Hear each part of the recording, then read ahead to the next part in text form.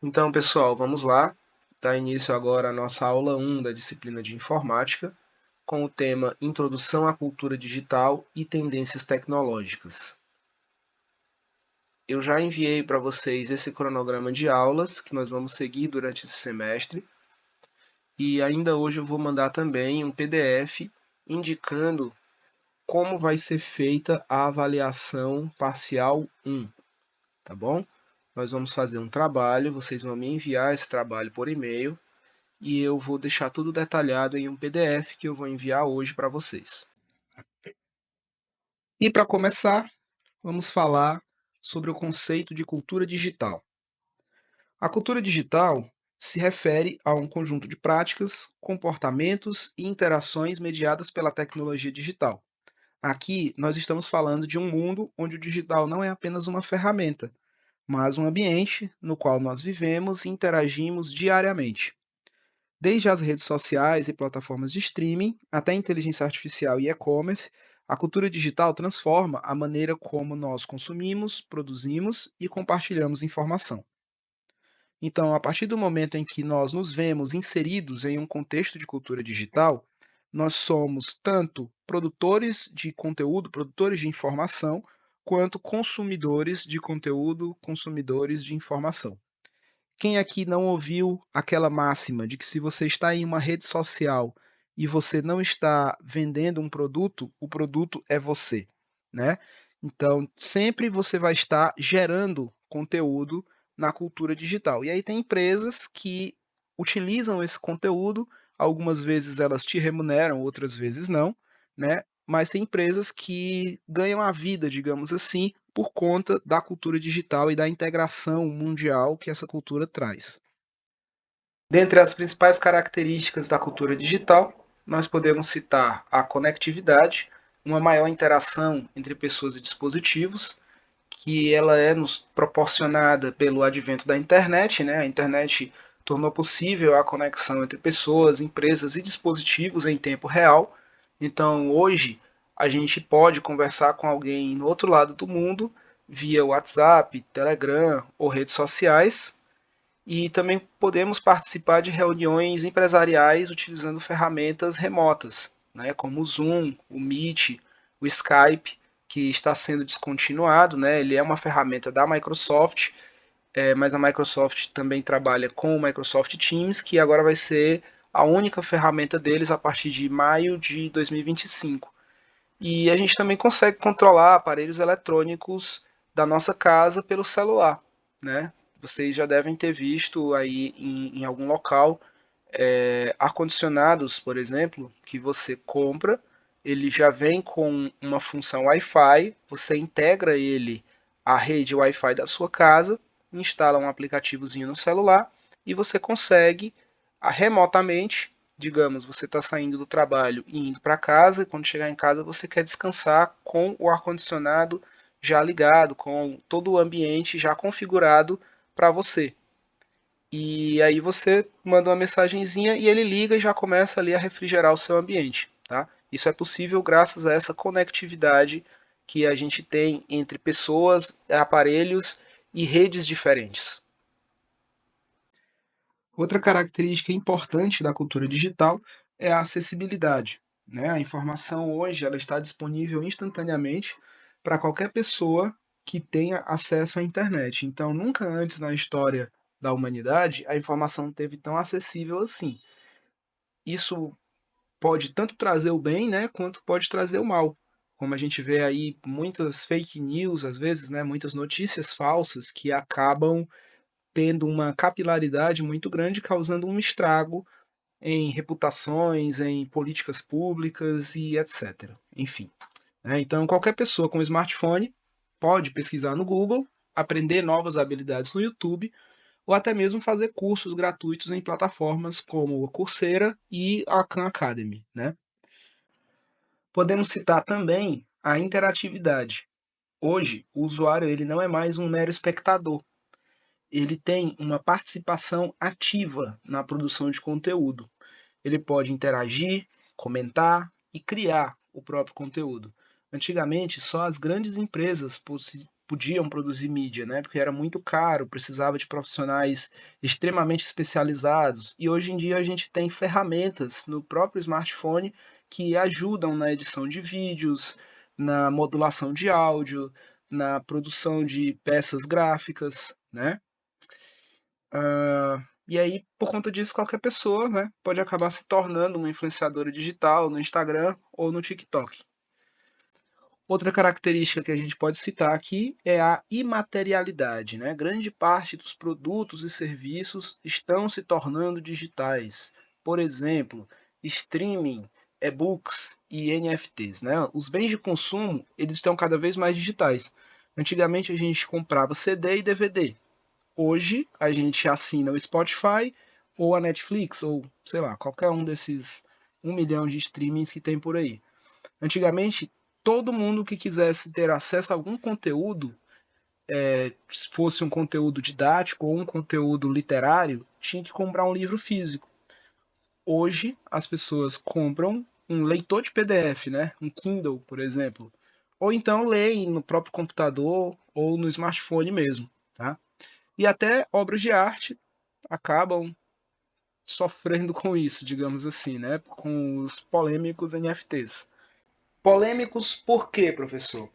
Porque os NFTs, eles surgiram, né? O NFT quer dizer token não fungível, né? Em inglês, non-fungible token, quer dizer uma coisa que é única no ambiente digital, digamos assim. Então, se ele é único, ele pode ser associado a algo como obras de arte.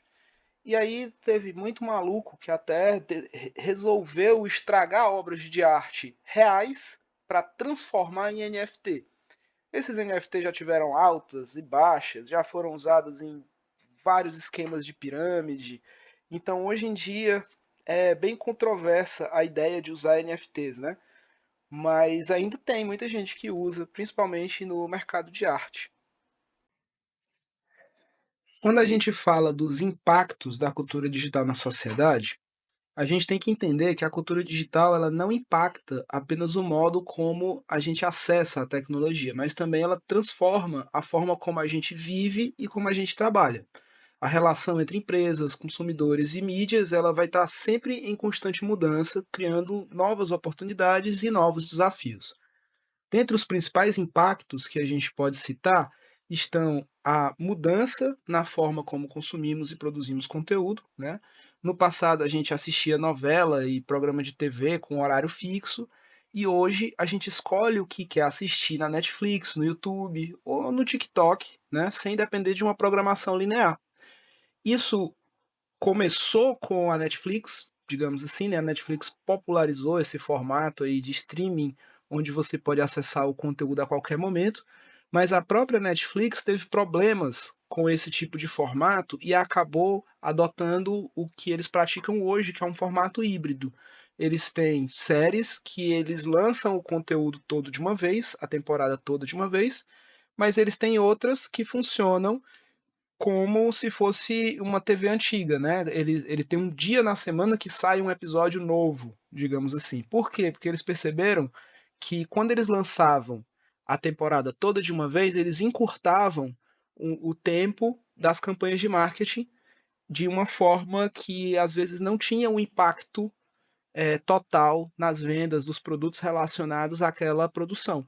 Então, hoje, se você mantém, né, se eles, Netflix, mantém um programa no ar durante 2 ou 3 meses, saindo um episódio por semana, então eles têm 2 ou 3 meses de vendas de produtos e subprodutos relacionados àquela produção.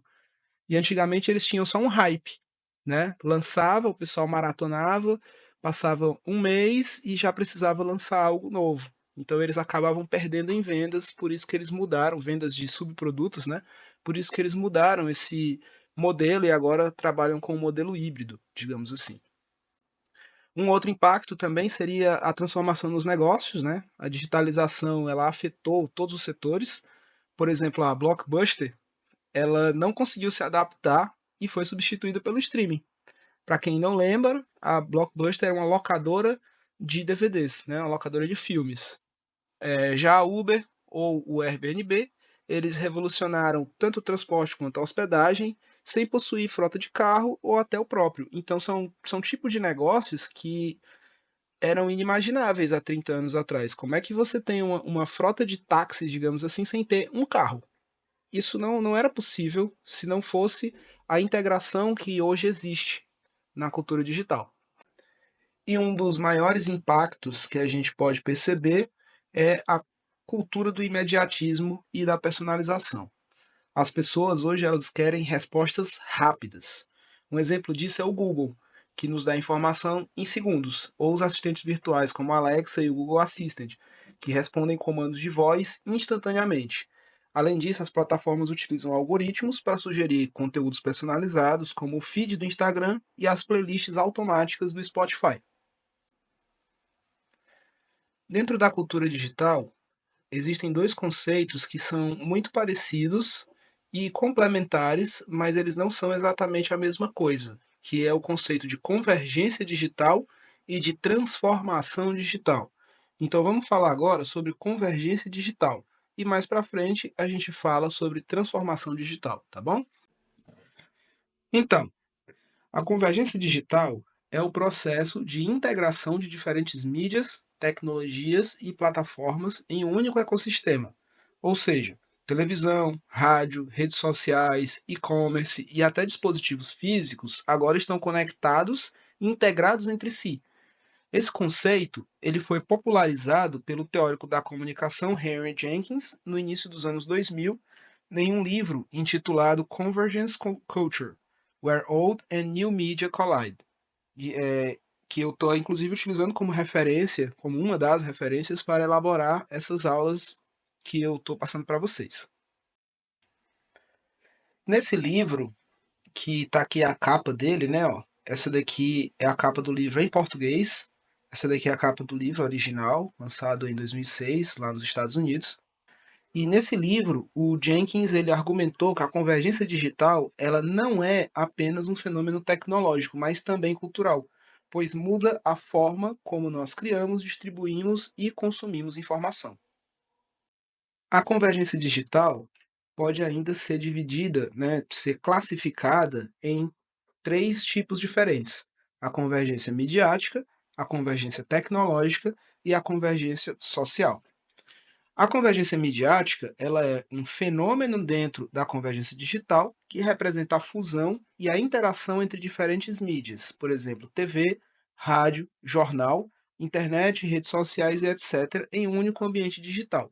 E como principais características da convergência midiática, nós podemos citar a integração de mídias, plataformas tradicionais e digitais coexistindo e interagindo, a interatividade do usuário, o público deixa de ser apenas um consumidor e passa a produzir conteúdo, a multiplicidade de canais, o mesmo conteúdo pode ser distribuído em diferentes formatos e plataformas. Por exemplo, você está assistindo a uma série na TV e tem que sair de casa para resolver alguma coisa no banco, por exemplo. Você pode levar o seu celular conectado no mesmo streaming que está conectado na TV e quando chega lá, enquanto espera a sua senha ser chamada, você continua a assistir a sua programação. E também podemos citar a participação dos usuários, né? Blogs, redes sociais, podcasts e vídeos que permitem um engajamento direto do consumidor de conteúdo com o produtor de conteúdo. Como exemplos da convergência midiática, nós podemos citar TV e internet, canais de TV que transmitem programas ao vivo no YouTube ou criam séries exclusivas para plataformas de streaming, redes sociais e jornalismo, veículos de imprensa como a CNN e a BBC que divulgam notícias pelo Instagram, Twitter e TikTok. Nesse ponto aqui a gente também pode citar um exemplo nacional, né, que é o canal UOL, que nasceu como uma página de jornalismo na internet, depois ganhou um canal no YouTube e hoje é também um canal de TV aberta que está disponível, por exemplo, na Samsung TV Plus. Podemos citar também, como exemplo, cinema e streaming, filmes que estreiam simultaneamente no cinema e no Disney Plus, Netflix ou HBO Max, o que também já deu muita confusão. Por exemplo, eu lembro de um filme daquela atriz Scarlett Johansson, que deveria estrear nos cinemas mundialmente, mas era o período de pandemia, os cinemas estavam fechados e isso não foi possível. Então a empresa, se eu não me engano era a Warner, colocou direto no streaming. E aí ela perdeu muito dinheiro com isso. Por quê? Porque nos contratos desses artistas, algumas vezes eles aceitam receber um salário menor pela produção, desde que ganhem participação dos lucros nas vendas das bilheterias. Aí não foi para o cinema, não teve bilheteria e ela perdeu muito dinheiro e reclamou, falou que isso não era certo, só que era na época da pandemia, então ela também recebeu críticas de volta dizendo: "Poxa, é pandemia, você quer que as pessoas vão ao cinema só para você receber dinheiro?" Enfim, né, nenhum processo de mudança cultural é fácil, né? Ele vai acontecendo e às vezes tem situações que a pessoa se sente lesada, digamos assim, mas é o novo sistema, é como as coisas funcionam, né? Então, a partir de agora, esses contratos aí também devem ser revistos para incluir cláusulas que contemplem o streaming e não só os sistemas de cinema mundiais, né? E como último exemplo, a gente pode citar também rádios e podcasts, programas de rádio que agora são disponibilizados como podcasts on demand, né? Um streaming. Você pode assistir na hora que você quiser. E o impacto desse tipo de convergência, né, na nossa vida, a gente pode citar uma mudança na forma de consumir conteúdo, uma transformação no mercado da comunicação. Empresas precisam diversificar suas estratégias para alcançar o público em diferentes plataformas. Vocês que já estão perto de se formar, vocês já devem, né, estar cansados de saber que uma produção de conteúdo para Instagram é diferente de uma produção de conteúdo para Facebook, que é diferente de uma produção de conteúdo para TikTok. O mesmo tema, o mesmo vídeo, por exemplo, pode ser feito, gravado, mas ele vai precisar de edições, ele vai precisar de formas diferentes, formatos diferentes para atingir o público em determinada rede social. E maior participação do usuário, né? Qualquer pessoa pode criar e compartilhar conteúdo globalmente. Um outro tipo de convergência digital é a convergência tecnológica. Ela é um processo de integração de diferentes tecnologias em um único dispositivo ou sistema, permitindo que diversas funções sejam desempenhadas de maneira interconectada. E algumas das características da convergência tecnológica são a multifuncionalidade. Um único dispositivo pode realizar várias funções, como por exemplo o smartphone, que liga, que faz chamada de vídeo, que tira fotos, que manda e-mails, tá? A interoperabilidade, diferentes sistemas e dispositivos podem se comunicar entre si, e eu até já dei esse exemplo antes, a gente pode estar assistindo um filme no streaming em vários equipamentos diferentes. Automação e inteligência artificial, tecnologias como internet das coisas e machine learning que otimizam os nossos processos do dia a dia, e acessibilidade e conectividade. A internet permite acesso remoto e integração entre serviços, sem falar que ela também permite, quando a gente fala de acessibilidade, ela permite pessoas com deficiência a terem acesso a determinados conteúdos, como é o caso dos deficientes visuais que podem encontrar notícias em podcasts, né? Podem encontrar muito material hoje em audiobook também, tá bom? Como exemplos, a gente tem aqui o smartphone, que reúnem telefone, câmera, internet, GPS e outros aplicativos e assistentes virtuais. A computação em nuvem, que permite acessar arquivos e softwares de qualquer dispositivo conectado. As casas inteligentes, que são que usam, né, dispositivos como a Alexa e o Google Home para integrar iluminação, segurança e eletrodomésticos. Hoje, na prática, é principalmente iluminação.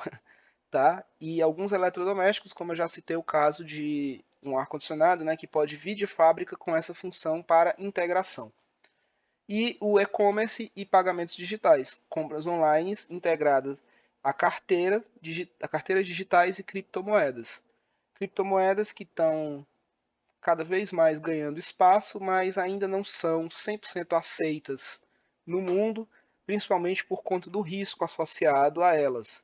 E também por conta da quantidade de fraudes que acontecem utilizando criptomoedas, né? Muitos esquemas de pirâmide que utilizam criptomoedas hoje em dia. E como impactos da convergência tecnológica, a gente pode citar a otimização da experiência do usuário, a transformação digital dos negócios, que nós já falamos aqui, e a maior conectividade, que a gente também já falou. E o terceiro tipo de convergência digital é a convergência social, que se refere à transformação na forma como as pessoas interagem, compartilhando informações e construindo comunidades no ambiente digital. As quatro características principais desse tipo de convergência são interação global, as pessoas podem se comunicar instantaneamente em qualquer lugar do mundo; participação ativa, usuários deixam de ser apenas consumidores e passam a produzir conteúdo; criação de comunidades digitais, redes sociais e fóruns conectam indivíduos com interesses comuns; e o engajamento e mobilização social, movimentos e causas ganham força por meio das plataformas digitais. E como exemplos de convergência social, nós podemos citar as redes sociais e o ativismo digital; hashtags como Black Lives Matter e Me Too mobilizam milhões de pessoas mundo afora; a cultura de fãs e compartilhamento de conteúdo, comunidades online participam da produção e difusão de conteúdos de filmes, séries, games e outras obras audiovisuais; influenciadores digitais e comunicação horizontal, qualquer pessoa pode se tornar referência em um tema, impactar milhares de seguidores. Agora, com o TikTok fazendo cada vez mais sucesso, tem pessoas que conseguem um alcance ainda maior do que conseguiam antes, quando estavam só nas plataformas da Meta, né? E educação online e aprendizado colaborativo. Plataformas como YouTube, Coursera e o Khan Academy, que a gente já falou aqui, democratizam o acesso ao conhecimento. E como impacto desse tipo de convergência, a gente tem a conexão global e a inclusão digital, né? A comunicação se torna mais acessível, aproximando culturas e comunidades; a amplificação de vozes e movimentos sociais, causas que antes eram invisibilizadas ganham espaço e impacto global; e a mudança no consumo de conteúdo. O público deixa de ser apenas espectador e se torna criador de informação e opinião. Então, dá para a gente perceber que, independente do tipo de convergência, há uma mudança no consumo de conteúdo. Tá? Em todos os três tipos que a gente falou aqui, a gente pode dizer que um dos impactos é a mudança no consumo de conteúdo. Muitas vezes, os termos transformação digital e convergência digital são usados como sinônimos, mas eles, na verdade, têm diferenças importantes. A transformação digital, ela envolve a adoção de novas tecnologias para otimizar processos e criar novas experiências para o usuário, enquanto a convergência digital é um fenômeno de fusão entre diferentes plataformas e mídias, tornando tudo mais interligado. A gente acabou de falar sobre convergência digital e agora vamos falar um pouquinho sobre transformação digital. Olhando aqui para essa tabelinha, a gente tem dois critérios para poder diferenciar a transformação digital de convergência digital. Se a gente adotar o critério de definição, a transformação digital seria uma mudança estrutural nas empresas e sociedade via tecnologia, enquanto a convergência digital é a integração de mídias e plataformas digitais. Essa é a definição que eu acabei de passar para vocês, né? A gente está falando nesses termos de definição geral. Mas se a gente se volta para o foco de cada uma desses dois fenômenos, a gente vai ter, no caso da transformação digital, um foco em processos, negócios e experiência do usuário, enquanto o foco da convergência digital já seria comunicação, mídia e consumo de conteúdo. Um exemplo de transformação digital é as empresas adotando IA e automação para a melhoria de serviços. E um exemplo de convergência digital seria a Netflix oferecendo streaming em vários dispositivos, como eu já comentei antes também. Então, reforçando, a transformação digital é um processo de adoção de tecnologias digitais para melhorar operações, produtos e experiência de usuário. Tá? Um exemplo que deixa tudo isso muito mais claro é o caso dos bancos digitais substituindo agências físicas. Hoje a gente tem bancos como o Will, ou o banco do PicPay, ou enfim, são muitos e muitos e muitos aí bancos, são centenas de bancos que você pode criar uma conta, você recebe um cartão, né? Você pode utilizar esse cartão como funções de crédito, de débito, e etcétera, e você tem todo o relacionamento dessa conta pelo seu celular. E esses bancos, eles não têm agência física. Diferente de bancos como Caixa, Banco do Brasil, Santander, Itaú, que têm suas agências físicas, mas também têm os aplicativos digitais para não ficar atrás dessa concorrência dos bancos que são 100% digitais e que muitas vezes podem até ter retornos mais interessantes, digamos assim, porque eles não têm que lidar com os custos da estrutura de agências físicas que não são pequenos. Os principais fatores que impactam a transformação digital são a internet e a conectividade global. Sem a internet, nada disso seria possível. Tá? Dispositivos móveis, a evolução dos smartphones que transformaram o comportamento do consumidor. Há alguns anos atrás, ninguém imaginaria, eu digo alguns anos atrás, né? 20, 30 anos atrás, ninguém imaginaria que você teria uma tela dentro do seu bolso, né? Levando para um lugar, para o outro, podendo interagir com ela.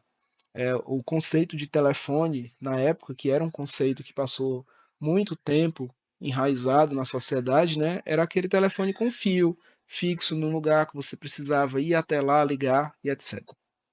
Cloud Computing, armazenamento e processamento de dados na nuvem, e inteligência artificial com automação de tarefas e análise preditiva. E os três setores mais impactados pela transformação digital são publicidade e mídia. Surgem cada vez mais novas estratégias baseadas em dados e em personalização, e de vez em quando surge também uma nova plataforma digital onde é possível atuar, né, com publicidade e mídia. Varejo, e-commerce, experiência omnichannel. A gente também não pode deixar de falar das lojas sem estoque, né, que é o dropshipping, que também é algo que seria totalmente impossível sem a internet. Tá? E educação, ensino híbrido e plataformas de aprendizado online, que desde que começaram a se popularizar, começaram também a ter um pouco mais de atenção, um olhar mais cuidadoso com relação aos conteúdos e aos cursos que são disponibilizados nessa modalidade. No começo dos cursos EAD, se permitia que cursos como enfermagem fossem 100% EAD, o que podemos imaginar que não pode ser uma coisa muito boa, né? Porque o enfermeiro ele vai atuar principalmente com atividades práticas, então ele precisa da vivência prática. Com o tempo foi mudando, os conselhos de classe foram se adaptando também, foram colocando regras. Hoje não é mais possível ter nenhum curso da área de saúde que seja 100% EAD. Se o seu curso, né, for na área de saúde e ele for EAD, obrigatoriamente você tem que ter aulas práticas com uma certa frequência presencial na faculdade, tá? Aconteceu recentemente também um movimento como esse na pedagogia, porque os cursos presenciais de pedagogia estavam acabando. Os alunos não queriam mais cursar pedagogia presencial, todo mundo indo para o EAD. E isso estava sendo problemático, porque os primeiros profissionais formados 100% no EAD saíam, iam para a sala de aula e eles não tinham algumas habilidades que elas são adquiridas em conjunto, elas são adquiridas no dia a dia, na vivência de um curso, né? Porque no EAD você consegue pegar todo o conhecimento, mas tem boas práticas, referências, network e várias outras coisas que é muito difícil fazer no EAD e que são mais fáceis de fazer no presencial, tá?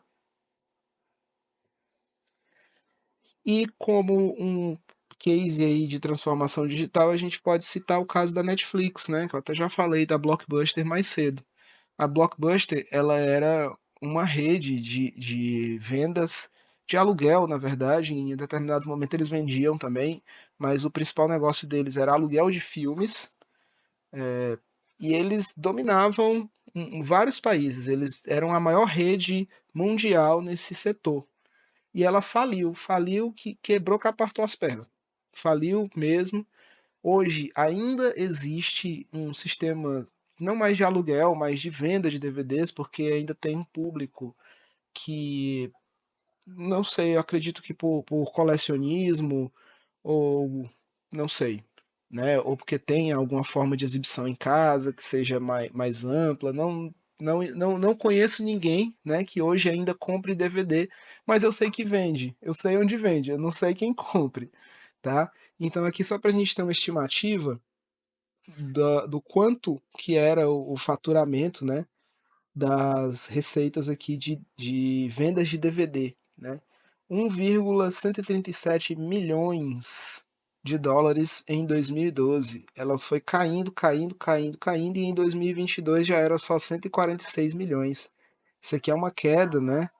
Que é de 90%, em torno de 90%, né? E representa hoje 0,5% da receita total lá da própria Netflix, né? Então, dá para ver que o perfil de consumo mudou, porque como a gente tem telas que estão integradas, a gente tem streaming, a gente tem a possibilidade e a facilidade de acesso, ninguém quer mais alugar um DVD. O DVD ele já tinha enterrado as fitas, porque você não ia precisar mais rebobinar o filme, né?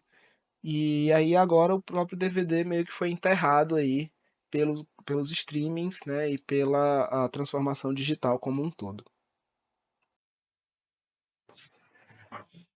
Agora, vamos falar sobre o consumidor digital, que é o usuário que interage com marcas, produtos e serviços no ambiente online. Ele tem comportamentos e expectativas que são um pouco diferentes do consumidor tradicional. E a gente precisa compreender essas mudanças para poder pensar em estratégias de marketing e publicidade para esse pessoal.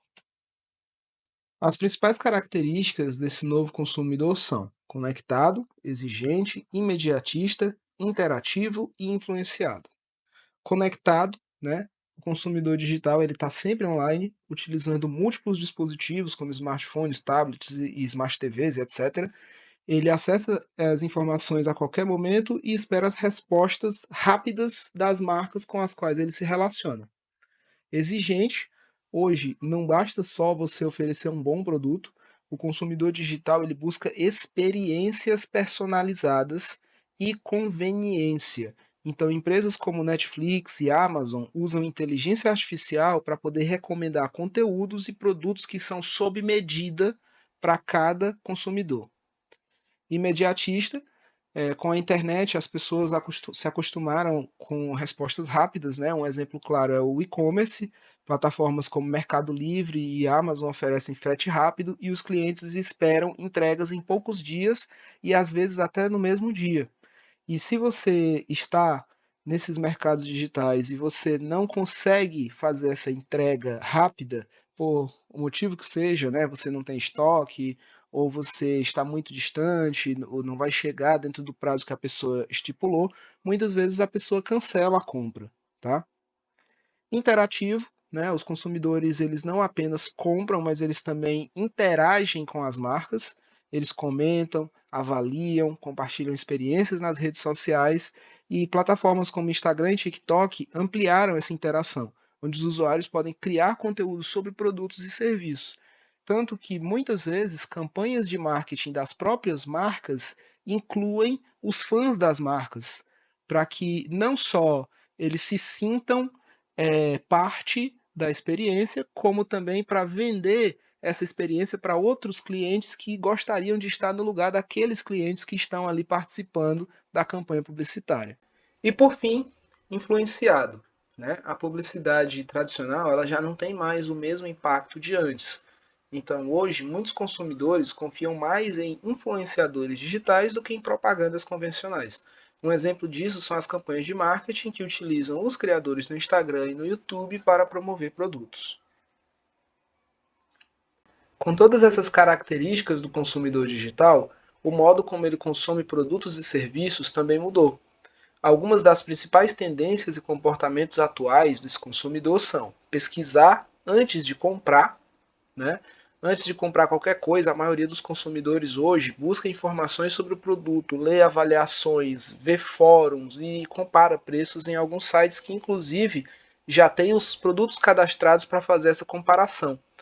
Né? Plataformas como Google, Reclame Aqui e Amazon Reviews também são essenciais nesse processo, porque a pessoa pode ver qual é a opinião de outras de outros consumidores sobre aquele mesmo produto. A experiência omnichannel, as marcas precisam estar presentes em diversos canais, garantindo uma experiência integrada, como, por exemplo, um cliente pode pesquisar um produto no site da empresa, experimentar na loja física e finalizar a compra pelo aplicativo no celular. E a valorização de propósito, né?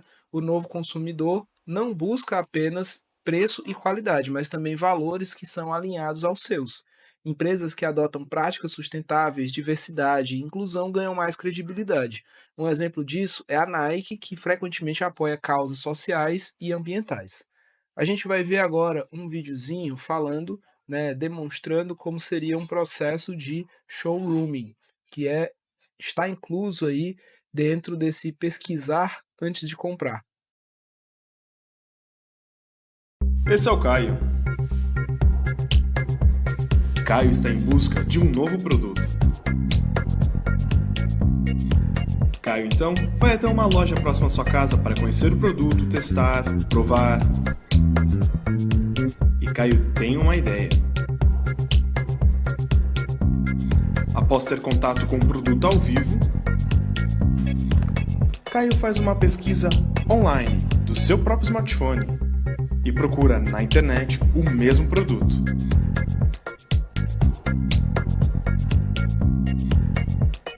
E descobre que comprar online é mais barato e com mais benefícios. As lojas online oferecem frete sem taxas, formas de pagamento variadas, garantia de troca e review dos clientes. Caio finaliza a compra online sem pensar duas vezes. As lojas físicas apenas serviram para Caio conhecer o produto e a finalização da compra é online. Isso é showrooming.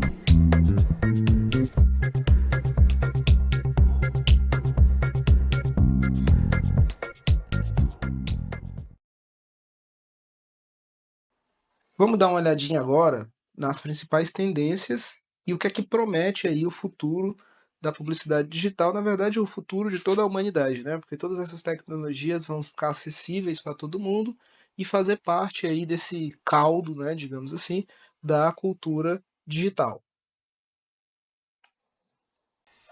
Com a quantidade imensa de dados disponíveis, as empresas conseguem personalizar campanhas de forma extremamente precisa, tornando os anúncios mais relevantes para cada usuário. Dentro da personalização e experiência do usuário, a gente pode destacar como tendências os anúncios dinâmicos, né? O Google Ads e o Facebook Ads utilizam algoritmos para exibir anúncios que correspondem ao histórico de busca e interesses do usuário. Isso significa que se você pesquisou sobre tênis esportivos, provavelmente você vai ver anúncios de lojas que estão vendendo esse produto. Conteúdo sob medida, né? Spotify e Netflix recomendam com base no perfil, e e-mails personalizados, campanhas segmentadas que aumentam o engajamento. E com isso a gente tem um impacto que melhora a experiência do usuário e aumenta a taxa de conversão, pois os anúncios se tornam cada vez mais relevantes e menos invasivos. Então há mais chances de que aquele consumidor acabe adquirindo algo a partir daquele anúncio. A publicidade programática revolucionou a forma como os anúncios são comprados e exibidos. Diferente da publicidade tradicional, onde um espaço é adquirido diretamente por um anunciante, a publicidade programática usa inteligência artificial para aumentar esse processo em tempo real. E como é que isso funciona? Primeiro, a compra de mídia automatizada, né? As plataformas utilizam leilões em tempo real para definir qual anúncio será exibido para cada usuário. E segundo, uma segmentação baseada em dados. Então, as empresas usam Big Data para identificar padrões de comportamento e interesses do público. Alguns exemplos são o Google Ads e o Facebook Ads, né? Ambas as plataformas utilizam dados de navegação e preferências dos usuários para segmentar anúncios de forma precisa. E o retargeting. Você já percebeu que depois de visitar um site de compras, você começa a ver anúncios dos mesmos produtos em outras páginas? Isso acontece porque a publicidade programática usa cookies para identificar seus interesses e exibir novos anúncios relevantes. Como vantagens da publicidade programática, nós temos a redução do desperdício de orçamento, né? As empresas elas gastam menos com anúncios irrelevantes e as campanhas que são mais eficientes e segmentadas. E isso aumenta a conversão. Os anúncios eles são exibidos para pessoas que realmente têm interesse no produto. Além disso, a gente tem, né, a possibilidade de fazer ajustes em tempo real. Com base no desempenho da campanha, a gente pode otimizar a nossa campanha ou pode até mesmo encerrar a campanha se ela não estiver tendo o desempenho esperado. Uma das grandes revoluções do marketing digital foi a possibilidade de vender diretamente para redes sociais. Esse modelo de negócio é chamado de social commerce. O social commerce é a integração do comércio eletrônico com as redes sociais, permitindo que os usuários comprem produtos sem precisar sair do aplicativo. Um exemplo disso é o Instagram de um shopping, que permite que marcas criem lojas virtuais dentro da própria plataforma, facilitando a experiência de compra. Já o live commerce é uma evolução do social commerce, onde influenciadores e marcas realizam transmissões ao vivo para demonstrar produtos e interagir com o público em tempo real. Como exemplo do live commerce, podemos citar o TikTok Live Shopping, que tem sido uma grande tendência na China e já está se popularizando em outros países. Durante as lives, os espectadores podem comprar os produtos demonstrados instantaneamente. Como benefícios do social commerce e do live commerce, a gente pode citar a redução da jornada de trabalho, uma vez que o usuário pode ver o produto, tirar as dúvidas e finalizar a compra sem sair da rede social, e um aumento do engajamento, onde lives e interações em tempo real criam um senso de urgência e estimulam compras por impulso. Essas duas coisas em conjunto acabam gerando também uma maior confiança do consumidor. A interação direta com os influenciadores e os vendedores vão sempre colocar na cabeça daquele consumidor que aquela marca ela é relevante e ela é confiável. E por fim, sustentabilidade e ética na cultura digital. Com o crescimento do digital, surgiram preocupações com a sustentabilidade e a ética no uso da tecnologia. Empresas e consumidores estão cada vez mais atentos ao impacto ambiental e social das suas atividades online. Algumas das principais tendências que seguem esse caminho da sustentabilidade são campanhas verdes, empresas estão adotando estratégias sustentáveis para reduzir o impacto ambiental da publicidade digital, como, por exemplo, a Apple, que tem investido na neutralização de carbono em toda a sua cadeia de produção, a redução da pegada digital, serviços de streaming, data centers e plataformas online consomem muita energia. Então, empresas estão buscando alternativas mais sustentáveis para otimizar esse consumo, como, por exemplo, o Google Cloud, né, que utiliza energia renovável para operar seus servidores. Como impacto desse movimento de sustentabilidade e ética na cultura digital, nós podemos destacar o fortalecimento da reputação das marcas e consumidores mais conscientes que valorizam a sustentabilidade. Chegamos ao final dessa nossa primeira parte de teoria e agora eu vou falar para vocês um pouquinho sobre o nosso trabalho que vai valer a nota da AV1. Então, pessoal, falando agora aqui um pouquinho sobre o trabalho que vai valer a nota da AV1, o tema dele é a revolução da inteligência artificial e segurança digital na publicidade, que são dois assuntos que nós vamos abordar muito nessa disciplina, principalmente nessa primeira etapa. Tá? O objetivo do trabalho: o aluno deverá elaborar um artigo teórico sobre o impacto da IA na produção de conteúdo publicitário e os desafios da segurança digital e privacidade nesse contexto. A estrutura do trabalho: vocês vão ter que fazer uma página de introdução, contextualizando sobre o avanço da cultura digital na publicidade e a importância da IA na produção de conteúdos e os desafios da privacidade digital. Vocês vão ter que fazer mais 3 a 4 páginas de desenvolvimento, tá? E aí tá aqui o discriminadozinho, depois vocês dão uma olhadinha. E como conclusão, vocês vão sintetizar os principais pontos abordados, destacando o impacto da inteligência artificial e da segurança digital na publicidade, a responsabilidade no uso das tecnologias e a importância do equilíbrio entre eficiência tecnológica e ética, considerando a privacidade dos dados. Finalize com uma reflexão sobre o futuro da publicidade digital e os desafios que ainda precisam ser superados. Essa reflexão ela pode levar cunho pessoal, então você pode colocar suas opiniões, você pode dizer o que você acha de todos esses processos, né? Inclusive os que a gente viu na aula de hoje, de convergência digital e de transformação digital, e como você está inserido dentro desses processos. Esses são os critérios de avaliação para a nota de vocês, tá? Então, clareza e coesão de texto, 2 pontos. Profundidade da análise, 3 pontos. Uso de exemplos reais, 2 pontos. Então, fortemente encorajado o uso de exemplos reais. Estrutura e normas da ABNT, 1 ponto. Referências e fontes de pesquisa, mais 2 pontos. E no total dá o 10. Opa, cliquei aqui onde eu não devia, né? Dá um zoom de novo.